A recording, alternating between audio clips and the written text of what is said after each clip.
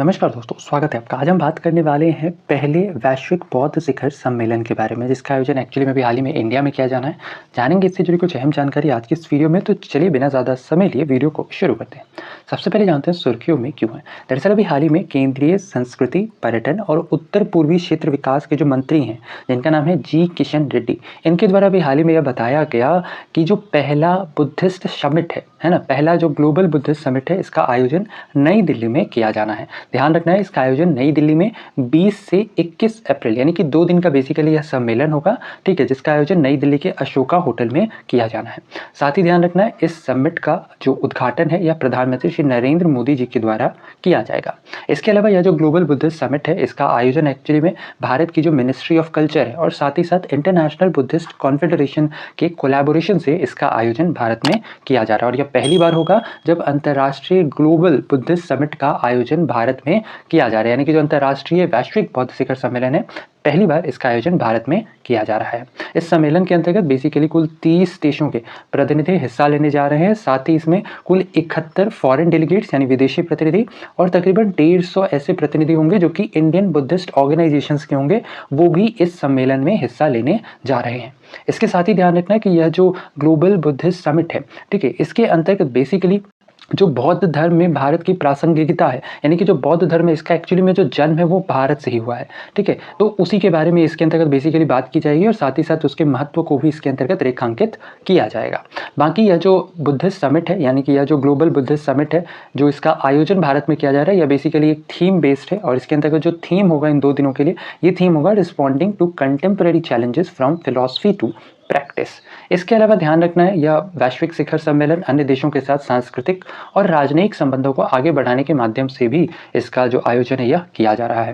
ध्यान रखना है, इस सम्मेलन के अंतर्गत बेसिकली 4 विषयों पर चर्चाएं की जाएंगी, जिसके अंतर्गत पहला होगा बुद्ध धम्म और शांति। इसके अलावा दूसरा होगा बुद्ध धम्म, पर्यावरणीय संकट, स्वास्थ्य और स्थिरता।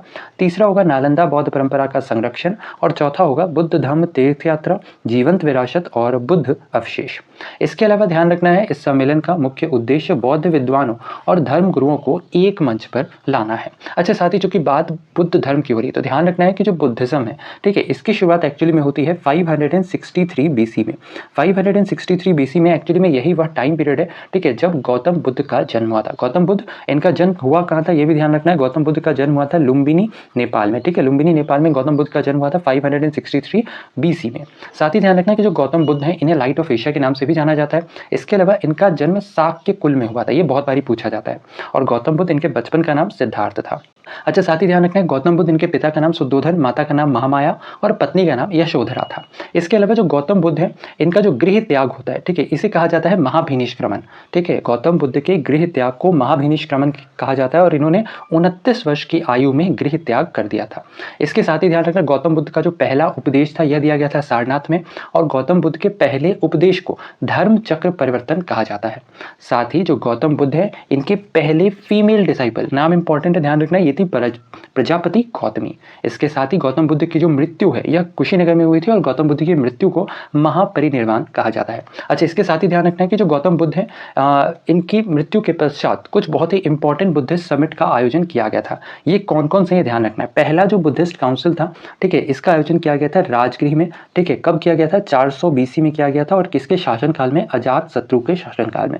जो दूसरा बुद्धिस्ट काउंसिल था, इसका आयोजन वैशाली में किया गया था 383 बीसी में और काल अशोका के टाइम पर इसका आयोजन किया गया था।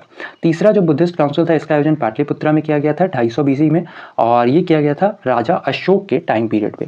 इसके साथ ही ध्यान रखना है कि जो चौथा बुद्धिस्ट काउंसिल है, इसका आयोजन किया गया था तमबन्नी श्रीलंका में, ठीक है, 72 एडी में तकरीबन, और ये कनिष्क के टाइम पे, यहाँ कनिष्क नहीं होगा, ध्यान रखना है, ये जो चौथा बुद्धिस्ट काउंसिल है ये श्रीलंका में किया गया था।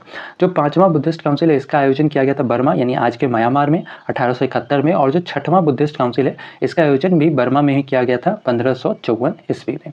तो ये था हमारा आज का वीडियो। इसके अंतर्गत हमने बात की ग्लोबल बुद्धिस्ट समिट के बारे में, करंट्स को देखते हुए उससे जुड़ी कुछ पास्ट को भी हमने आज की इस वीडियो में डिस्कस किया। आशा और उम्मीद की वीडियो आपको इन्फॉर्मेटिव लगा होगा। वीडियो अगर पसंद आया है तो वीडियो को लाइक शेयर, चैनल पर अगर नए हैं तो चैनल को सब्सक्राइब करना बिल्कुल ना भूलें ऐसे इन्फॉर्मेटिव वीडियोस के लिए। तो वैसे में आज के लिए इतना ही। अपना ख्याल रखें, स्वस्थ रहें, सुरक्षित रहें। आपसे फिर अगली वीडियो में मुलाकात होगी, तब तक के लिए धन्यवाद। गुड बाय, टेक केयर, जय हिंद।